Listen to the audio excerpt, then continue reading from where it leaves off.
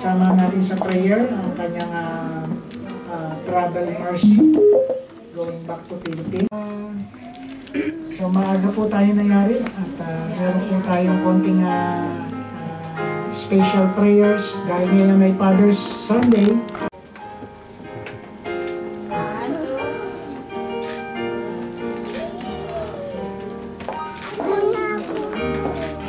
Okay, so unahin na natin si Brother Archer. Magandang umaga po. Ako po si Brother Archer. Ako po ay naligtas July 1990 pa. Tagal na rin po. At papasalamat po ko sa Panginoon sa inyong prayer.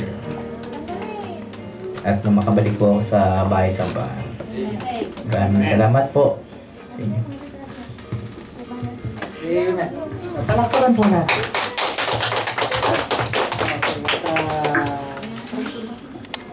Ako po ang inyong lingkod, Pastor Manuel, ng Landmark Bible Baptist Church, Milan. Naligtas at naranasan ang regalo na buhay na walang hanggan noong October 23, 1993.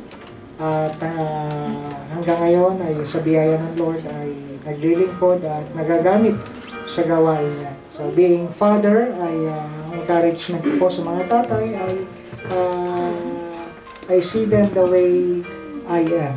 No? So nakikita ko sa kanila yung kung paano ako nagsimula sa gawain ay yung sila ay nakapagpapatuloy ay one of the things that God will bless you.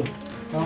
So yung kayo ay nasa ministry, nasa kalooban niya, I believe God has a good plan, best plan for you, mga tatay. So God bless you all. Amen.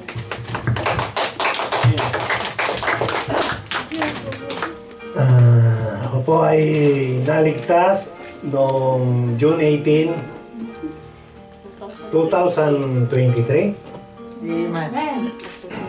Dahil kina Sister Rani at saka kina Brother Jerry. Dahil kung hindi dahil sa kanila ay hindi namin makikilala ang Panginoon.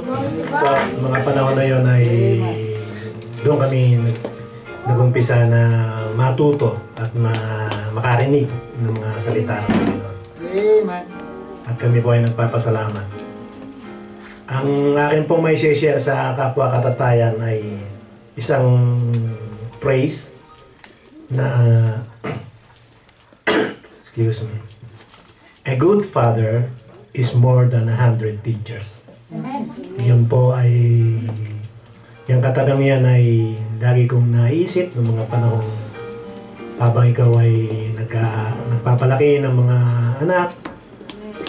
Kaya sa akin siguro maaaring totoo rin siya na wala nang hihigit pa kung talagang ang isang ama ay magiging isang pinaka-teacher o pinaka-haligi talaga ng tahanan. Amen. Amen. Amen. Ako po si Brother Oscar. I was formally recognized with Jesus Christ na saved noong July 6, 2022. Amen. Although may mga panahon ako'y naglingkod na sa Panginoon, but I was really recognized noong 2022 lamang. At I was blessed and I am blessed and will be blessed because nag-serve sa Panginoon hanggang sa mga oras nito. At it is my prayer not only for me but to everybody, to all men, na magpatuloy whatever the circumstances are. Dahil ang paglilingkod sa Panginoon ay hindi ito profession, hindi ito, kundi ito'y pagbibigay ng dedication ng ating puso sa Panginoon. Kaya tulad ng ating Proverbs na sinasabi ng 1:7, fear of the Lord is the beginning of wisdom. Kaya kung tayo ay may takot sa Panginoon, magkakaroon tayo ng tunay na understanding. At ang understanding, yun ay malalaman natin what is being a man. Kasi being a man, it is a very big scope, ano? Dahil hindi lang kung ikaw ay lalaki, matapang ka, you're really a man. Well, being a man is if you had faith in the Lord. Amen. Amen. Ako si Brother Jerry at ako ay naligtas noong August 3, 2014. Amen. Ay nagpapasalamat sa Panginoon at mula po noon hanggang ngayon naglilingkod po pa rin. Amen. Ako ay Praise the Lord. nabibiyayaan ng mga salita ng Panginoon. Ito lang ang ating pinangahawakan sa ating buhay. At salamat kay nila Tatay Oscar at Nanay Ida. Sila po ang ginamit ng Panginoon at kami po ay nakakilala. At ganyan nga po ang akin pong encouragement sa mga tatay ay hindi po madali maging house band. House band. Maging isang Tagapagtali ng tahanan. Yun, dahil hindi lang po dahil ikaw yung ay dapat yun lang mo. Dapat maging kaano ka rin ng isang yung asawa. Dahil ikaw ang ng family. Kung wala yung asawa mo, dapat nandun ka rin.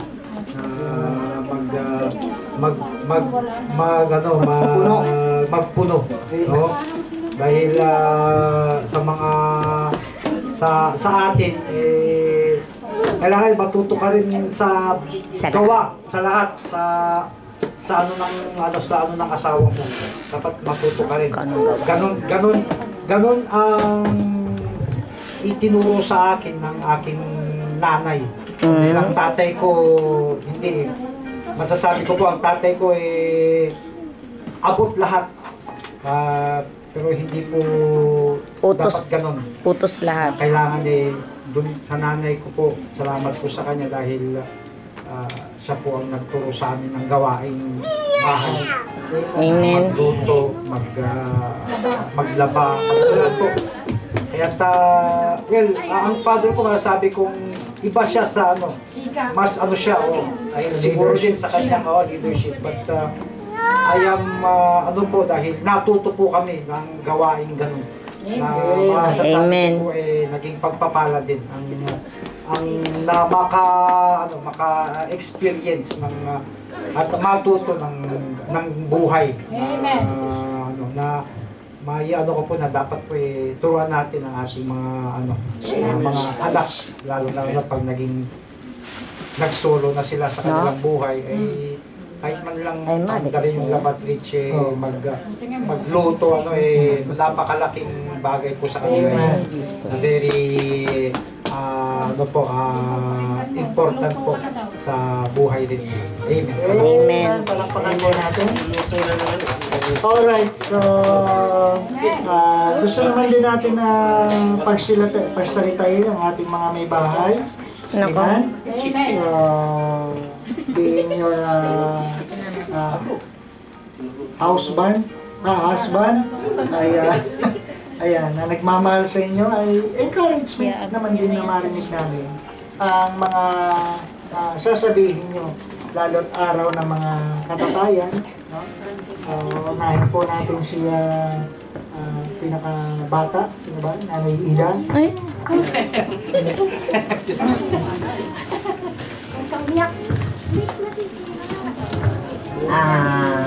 Una po sa lahat ay happy Father's Day sa magigiting na tatay ng LDBC. Siguraduhin niyo lang na kayo'y magigiting at kayo mga tunay na lalaki. Pero para sa akin po ay talagang sinasabi ko na ang amin pong tatay ay talagang magiting. At talagang wala na yata po ako masasabi. Talagang nasa kanya na po yata lahat. Sana naman ay wag na magbago hanggang sa pumuti ang ating buhok. Yun lamang po. At I love you, tatay. Amen. Bacho, bacho, bacho. Maita. Bacho. Hinahanap ang nagsalita. Ayun ang salita niya. Saan yun? Andito pa. Ayun pala. Naku, yawan pa. At ito po ang regalo ng mga apo. Amen.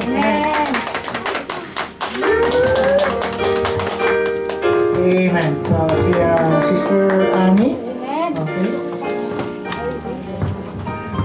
Salamat po. Unang-una, binabati ko po ang lahat ng mga tatay ng LBBC Milan ng Happy Father's Day. Lalong-lalo na po sa aking asawa, tatay ng aking mga anak, at sasagutin ko yung sinabi mo kanina. Salamat kasi veramente, hindi naman, it does not make you any less of a man na gumagawa ng mga household chores and see pogi points. Salamat at saka Tagapagluto. magpatuloy ka sa gawain sa Panginoon at na maglingkod sa Kanya. Yun lang, mahal na mahal ka namin. And always remember, I got your back. I love you. Amen. Sarani. Graduate. Graduate ka na. Yung buwan, hindi ikaw. Amen. Salamat po sa message na yan. At of course, si Sister Jenna.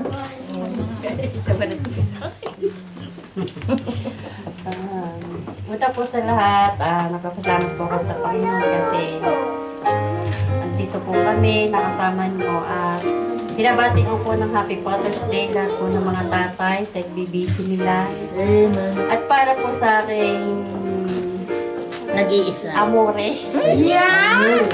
Ay, Salamat sa lahat-lahat, lalo na sa pag-aalaga mo sa amin, sa pagmamahal, at nawa hindi ka magbago. Wala rin po akong masasabi sa kanya kasi napakabait po talaga niya. Amen! I always remember na mahal na mahal ka namin. amen. Palakpakan po natin. Anak ka.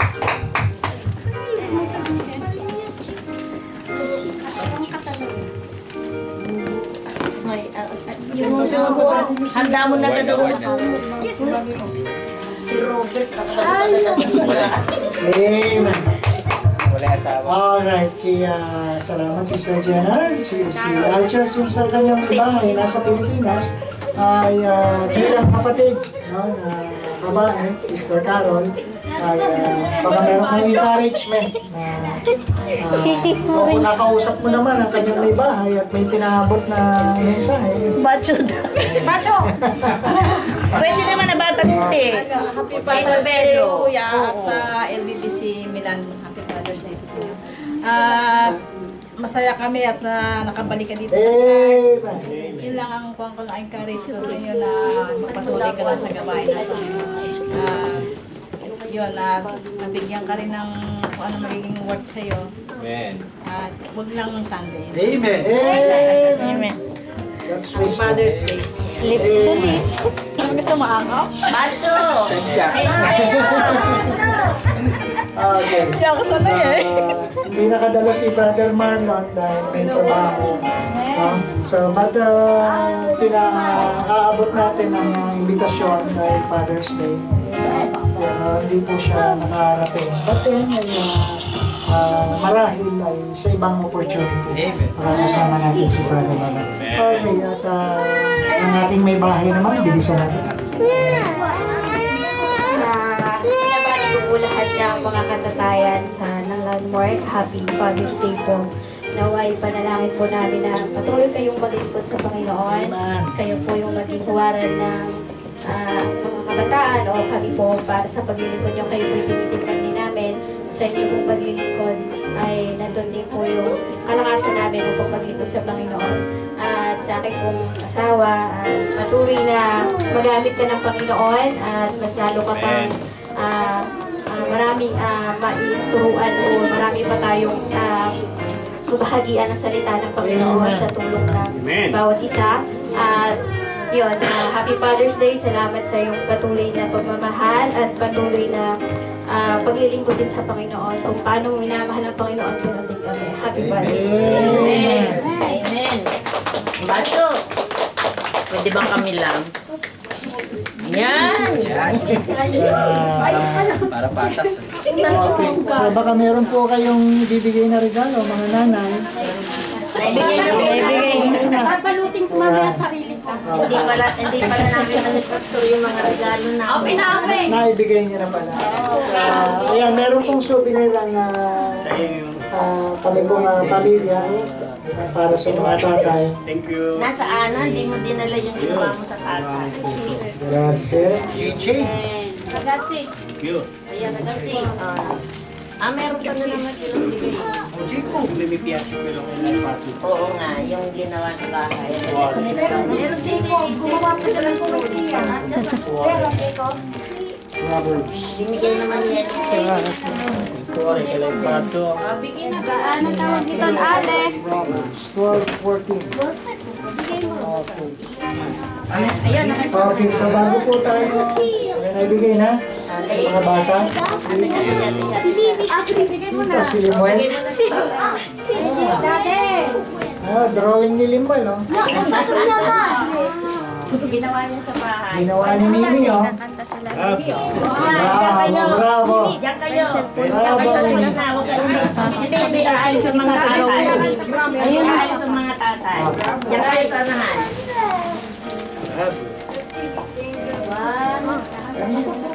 Huwag na palisin ang mga tatay sa